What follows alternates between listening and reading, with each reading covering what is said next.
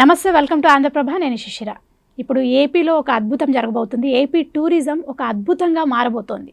So దానికి ఎలాంటి పెట్టుబడులు వచ్చాయి, అంటే ఆ టూరిజం ఎట్లా డెవలప్ అవ్వబోతోంది, దానికి సంబంధించిన విషయాలు మనం అడిగి తెలుసుకుందాం. మనతో పాటు ఉన్నారు రాజకీయ విశ్లేషకులు చంద్ర శ్రీనివాస్ గారు. ఆయన అడిగి తెలుసుకుందాం. నమస్తే అండి. నమస్కారం అండి. ఇప్పుడు ఏపీలో టూరిజం చాలా డెవలప్ అవ్వబోతోంది. చంద్రబాబు నాయుడు గారు ఎక్కువ ఫోకస్ పెట్టారు దాని మీద, ఆ విషయం పైన అంటున్నారు. సో అమరాపాలి ఆవిడ్ని కూడా CEO MD చేశారు ఇప్పుడు టూరిజంకి సంబంధించి. సో ఆ డెవలప్ ఎట్లా అవుతుంది, పెట్టుబడులు ఏమైనా వచ్చాయంటారా? డెఫినెట్గా అండి. ఇప్పుడు మీరు చెప్పిన పాయింట్ ఆఫ్ వ్యూ మన పక్కనున్న గోవా కావచ్చు, లక్షద్వీప్ కావచ్చు, మిగతా కేరళ కావచ్చు, ఇవన్నీ కూడా డెవలప్ అవడానికి కారణం ఏంటంటే టూరిజం. అది అందరికీ తెలిసిన అంశం. పక్కనున్న దేశాలు మాల్దీవులు కావచ్చు, బ్యాంకాక్ కావచ్చు, థాయిలాండ్, పుకెట్, ఇట్లాంటివన్నీ కూడా సరిహద్దు దేశాలు టూరిజం ఎందుకు డెవలప్ అవుతున్నాయి? ఇలా సముద్రం కావచ్చు, తర్వాత మిగతా ఎవరైతే వస్తారో విదేశీయులు ఇతర దేశాల నుంచి ఆకర్షించడానికి అన్ని రకాల ఎంటర్టైన్మెంట్ ఉండటం. కాబట్టి దేశంలో కూడా, మన దేశంలో కూడా చాలా ఉన్నాయి. ముఖ్యంగా ఆంధ్రప్రదేశ్లో మీరు అన్నట్టు గుజరాత్ తర్వాత అంత తీర ప్రాంతం ఉంది. ఏపీకి 974 కిలోమీటర్ల తీర ప్రాంతం ఉంది.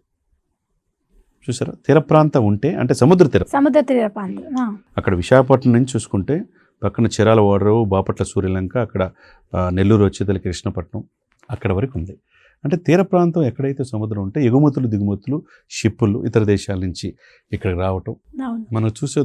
తెలంగాణలో కూడా ఎక్కువ ఆంధ్రప్రదేశ్లో కృష్ణపట్నం నుంచి వచ్చే ఇక్కడికి వస్తుంటాయి ఇతర దేశాల నుంచి.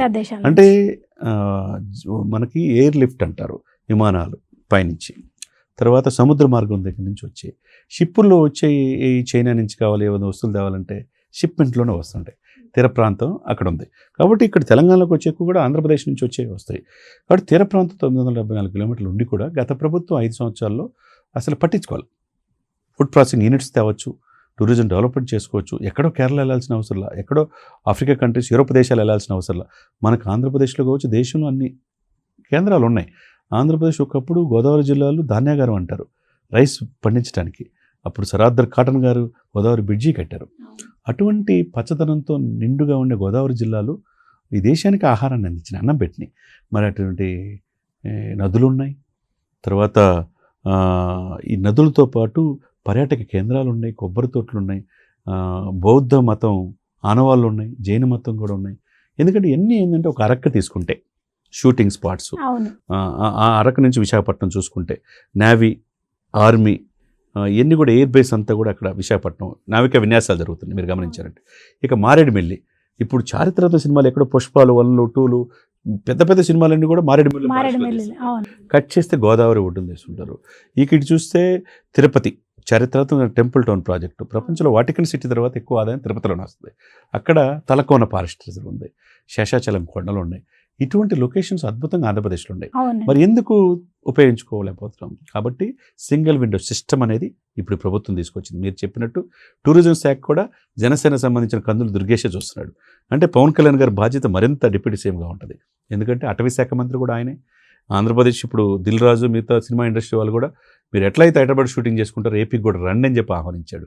ఇక్కడ కూడా స్టూడియోలు పెట్టమని చెప్పి అన్నాడు. ఎందుకంటే ఆయన సినిమా నటుడి నుంచి రాజకీయానికి వచ్చాడు.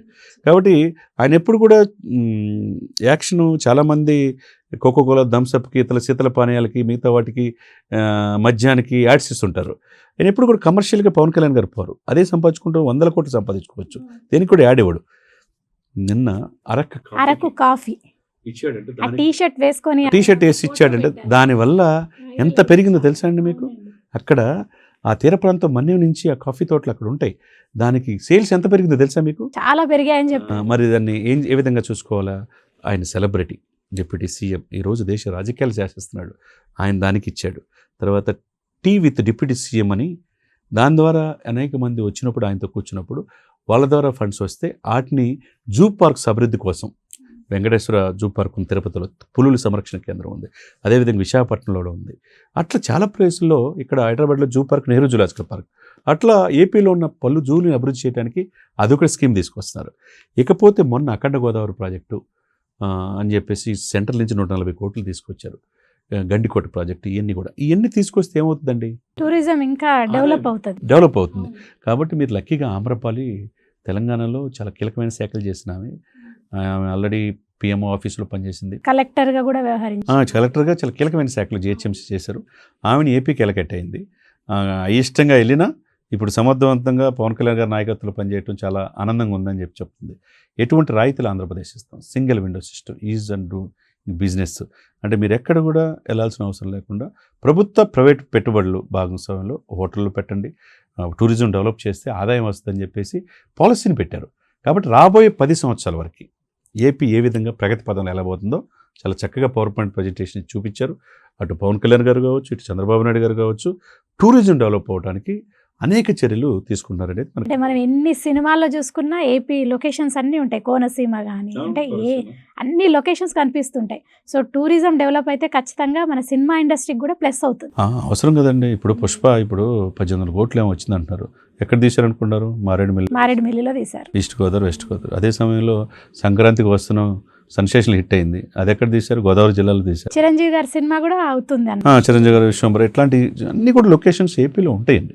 కానీ ఉపయోగించుకోవాలా, అక్కడున్న ప్లేసులు కూడా ఉపయోగించుకొని తీర ప్రాంతం ఉంటే, సముద్ర తీర ప్రాంతాన్ని ఉపయోగించుకుంటే చాలా బాగుంటుంది. ఉభయ తెలుగులు ఇప్పుడు ఆంధ్రప్రదేశ్ తెలంగాణ ఇద్దరు కూడా తెలుగు మాట్లాడుకునేవాళ్ళు కదా.